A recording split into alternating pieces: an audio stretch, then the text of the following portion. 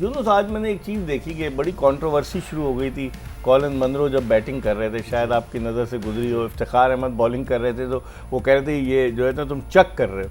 हालांकि उस वक्त अंपायर ने फिर बीच में इंटरवीन किया और इफ्तिखार अहमद जो है बहुत गुस्से के तेज़ हैं, उन्होंने कहना शुरू किया, फिर रिजवान आ गए। तो ये बैट्समैन जब बैटिंग करता है तो डायरेक्ट क्या बॉलर को कह सकता है कि भाई आप चक करो? टैक्टिस होते हैं ना, जैसे अगर मैं बात करूं कि बॉलर के भी टैक्टिस होते हैं को आके आपको बैटर को गुस्सा दिलाते हैं, तो बाज़ वक़्त बैटर्स भी ऐसा करते हैं। अच्छा। कि वो भी आके थोड़ा सा छेड़छानी करते हैं।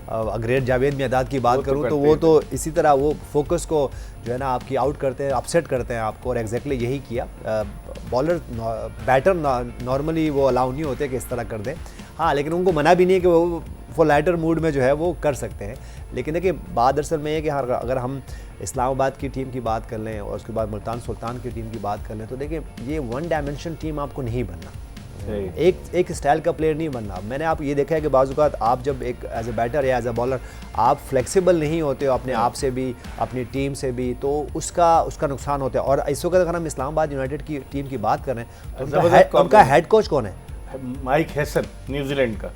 अब एक बात समझ लीजिए, हमारे अब्दुल रहमान है इनके। अभी आपको बात समझ देखिए, it's not about Abdul Rahman है या यूनुस खान है या खुर्रम मंजूर है, लेकिन देखिए ये आपको प्रिपरेशन करनी पड़ती है। तो लेकिन ये ज़रूरी तो नहीं है कि आपको इस तरह का कोई कोच आए तो आपको समझाइए। बाकी टीमों को भी चाहिए, मुल्तान सुल्तान को भी चाहिए कि वो एड्रेस करे ये जो पॉइंट जो बार बार हम यहाँ पे रेस कर रहे हैं कि भाई अगर आप पावर प्ले में खेल लो, एक्स कोई भी हो, आपको उस स्टाइल से खेलना है। अगर इस्लामाबाद की यूनाइटेड की बैटर्स की बात करें तो सबका ऑलमोस्ट 169, 168, 160 जो तीनों बैटर्स हैं।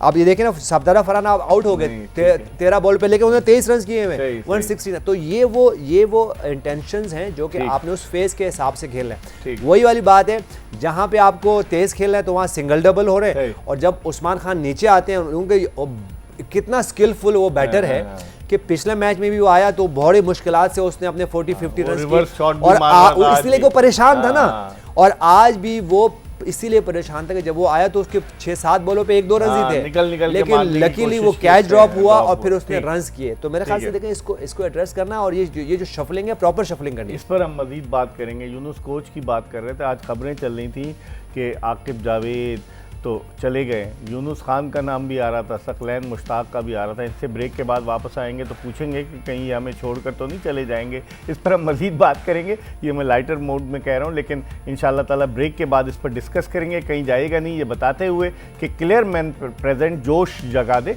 Powered by Telenor 4G and Hero detergents. Break के बाद यूनुस खान और खुर्रम मंजूर के साथ दोबारा आपको ज्वाइन करेंगे।